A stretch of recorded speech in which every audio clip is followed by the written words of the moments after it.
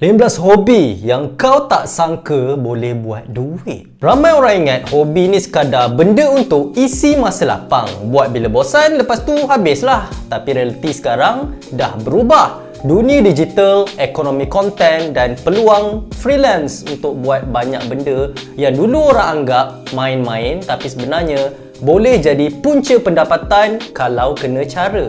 Cuma masalah utama bukan pada hobi tu, tapi pada orang yang tengok hobi tu sendiri. Nombor 1, gaming. Gaming dulu selalu orang pandang sebagai aktiviti buang masa, tapi sekarang dia dah jadi satu industri berbilion ringgit. Bila kau main game, sebenarnya kau tengah duduk dalam ekosistem yang ada penonton, sponsor, tournament dan ekonomi sendiri.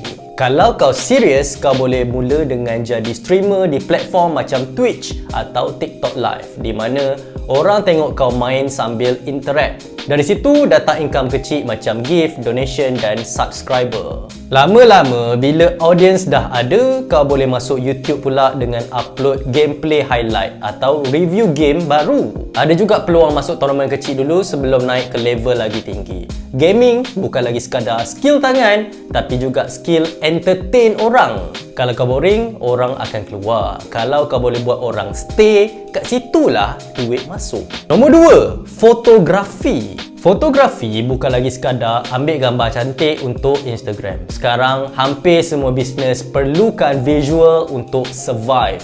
Produk online, kedai makan, event sampai ke personal branding, semua perlukan gambar yang nampak mahal. Kalau kau ada mata untuk angle, lighting dan mood, itu sebenarnya satu skill yang sangat bernilai. Kau boleh mula dengan shoot kawan-kawan, event kecil atau bisnes lokal. Tak perlu kamera mahal pun. Phone pun cukup kalau tahu edit. Bila portfolio dah ada, kau boleh charge untuk setiap session. Lagi lama kau buat, lagi kau faham style client, lagi kau boleh naikkan harga. Fotografi ni satu bidang di mana skill visual terus boleh convert jadi duit. Nombor 3, hobi makan. Hobi makan nampak macam paling simple. Pergi kedai, order makanan, habiskan. Tapi sebenarnya, ini antara hobi yang paling mudah berkembang jadi duit kalau pandai ubah cara konsum makanan kepada konten. Dunia food review sekarang sangat besar sebab orang sebelum pergi makan, diorang akan cari dulu review, gambar dan video yang real. Kalau kau memang jenis suka makan, kau boleh mula dengan buat review jujur pasal makanan. Sedap ke tak? Portion besar ke tak? Harga berbaloi ke tak? Tak perlu jadi terlalu formal. Cukup kau cakap cara biasa tapi jelas. Contohnya, rakam reaksi pertama kali rasa makanan atau compare kedai A dengan kedai B. Konten macam ni sangat mudah tarik orang sebab semua orang makan, jadi semua orang boleh relate. Bila konsisten, kau boleh naik jadi food content creator. Dari situ datang peluang macam kedai ajak review, kolaborasi dengan kedai makan atau sponsor dari brand makanan. Kadang-kadang kedai akan bayar untuk kau datang makan dan buat review sebab diorang nak exposure. Nombor 4, edit video. Zaman sekarang dunia bergerak ke arah video. TikTok, Reels, Shorts, semua benda video. Tapi realitinya tak ramai orang pandai edit dengan kemas dan menarik. Dekat sinilah peluang besar. Kau boleh jadi editor freelance untuk content creator yang sibuk atau tak ada skill editing. Editing ni bukan sekadar potong video. Kau kena faham timing, sound, pacing dan storytelling. Video yang bagus boleh buat orang tengok sampai habis dan itu sangat penting untuk algoritma. Bila kau dah mahir, kau boleh ambil banyak klien serentak. Ada editor yang kerja dari rumah je tapi income dia lagi tinggi daripada kerja pejabat sebab demand dia tinggi. Nombor 5, hobi masak. Masak ni hobi yang paling real world money. Kalau sedap, orang akan bayar tanpa banyak soal. Kau boleh mula dari rumah dengan jual 1-2 menu dulu. Tak perlu besar pun. Contohnya ayam goreng ke, sambal ke, nasi berlauk ke atau dessert. Bila orang mula repeat order, itu tanda kau dah ada produk yang kena. Dari situ boleh naik jadi bisnes kecil, buat delivery atau frozen food. Banyak bisnes makanan besar hari ini bermula dari dapur rumah. Kunci dia bukan banyak menu, tapi konsisten, rasa dan kualiti. Yang keenam, hobi main gym. Kalau kau jenis consistent workout, itu sebenarnya dah jadi aset. Ramai orang nak badan sihat atau bentuk badan cantik, tapi tak tahu cara atau tak ada disiplin. Kalau kau ada experience sendiri, kau boleh guide orang lain. Kau boleh jadi online coach, jual workout plan atau buat transformation content. Orang suka ikut orang yang buat dulu baru cakap. Bila kau ada progress sendiri, itu jadi bukti yang lebih kuat daripada teori. Fitness ni bukan sekadar badan, tapi juga personal branding yang kuat.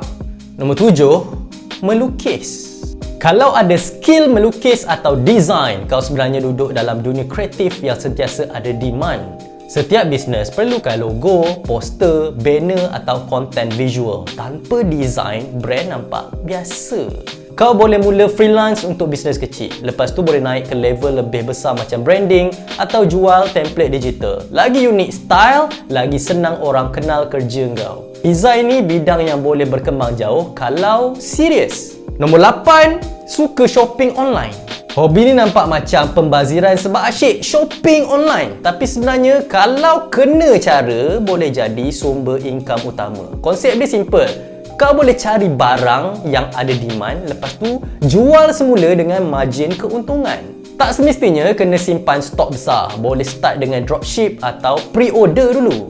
Bila dah selalu shopping online, kau mesti faham juga apa barang yang trend, macam pakaian, aksesori, gadget kecil atau barang viral. Bila dah pandai baca trend, kau boleh jadi orang tengah yang tahu barang apa yang sedang laku. Kelebihan hobi ni ialah kau tak perlukan skill teknikal tinggi, tapi lebih kepada skill marketing, timing dan faham psikologi pembeli. Lepas tu boleh buat affiliate, kemudian bina brand sendiri. Dari sekadar jual barang orang lain, kau boleh start keluarkan produk. Inilah ramai seller online bermula. Dari hobi scroll Shopee atau TikTok jadi punca income yang serius. Nombor 9, berkebun hiasan. Berkebun bukan lagi sekadar tanam sayur atau pokok kampung.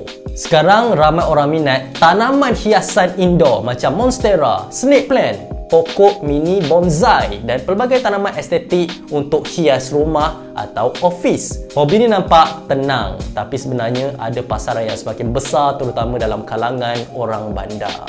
Kalau kau minat jaga pokok, kau boleh mula kecil-kecilan dulu. Tanam, biak pokok dan jual semula anak pokok. Banyak pokok hiasan boleh digandakan dari satu pokok asal je. Dari situ kau boleh jual dekat Shopee, TikTok Shop atau komuniti tanaman.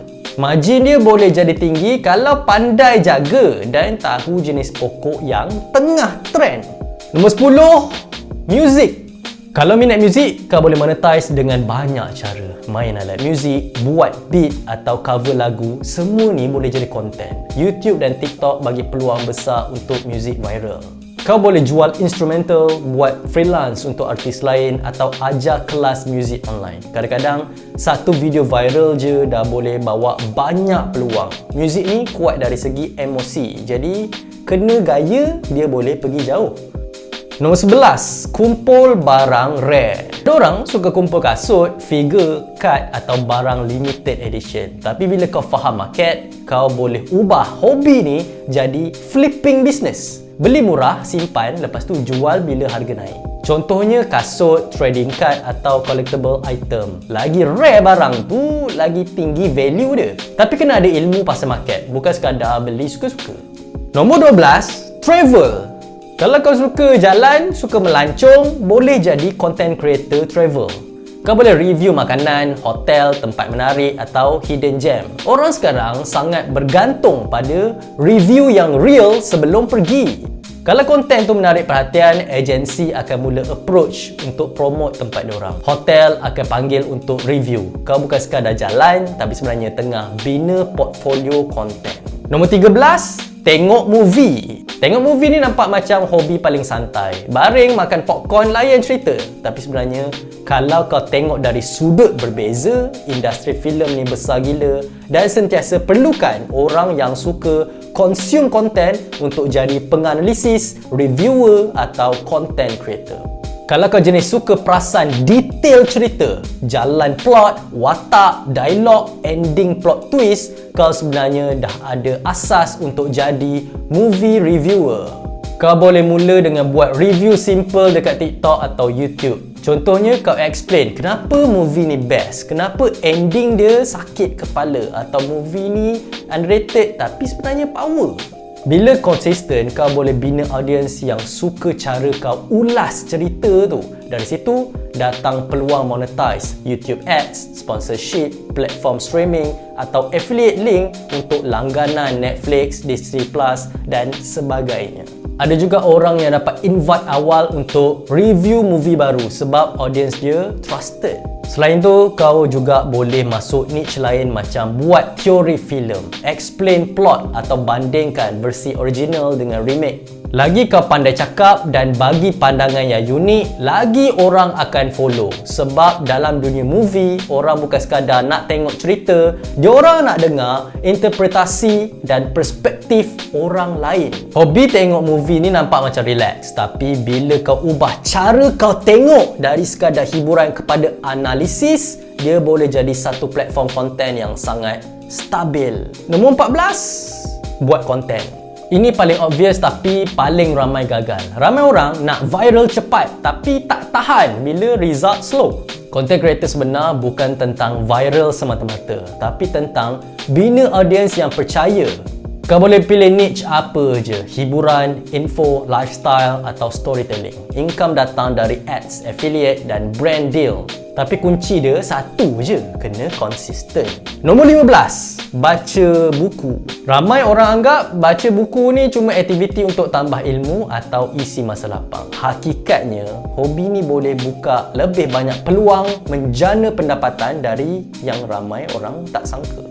Dalam era media sosial hari ini, orang sentiasa mencari cadangan buku, ringkasan, isi penting, ulasan dan pandangan daripada pembaca lain sebelum diorang beli atau baca sesuatu buku. Kalau kau memang jenis yang suka membaca, kau boleh mula berkongsi ulasan buku dekat TikTok, Facebook, YouTube, Instagram atau blog. Tak semestinya kena jadi pengkritik profesional. Kadang-kadang, orang lebih suka dengar pendapat daripada pembaca biasa yang bercakap dalam bahasa mudah dan santai. Bila kau kongsikan apa yang menarik, apa yang kau belajar dan kenapa sesuatu buku tu patut dibaca, kau sebenarnya sedang menghasilkan konten yang mempunyai nilai. Lama-lama, bila dah ramai orang ikut perkongsian kau, peluang untuk jana pendapatan mula muncul. Ada yang dapat tajaan daripada penerbit buku, ada yang terima buku percuma untuk buat ulasan dan ada juga yang menjana pendapatan melalui iklan, affiliate atau platform media sosial. Malah, ada content creator yang membina keseluruhan jenama peribadi hanya melalui minat baca buku. Kalau kau tengok semua ni, jelas satu benda. Hobi tak pernah sekadar hobi, dia jadi mahal. Bila kau mula, treat dia macam skill, bukan sekadar suka-suka.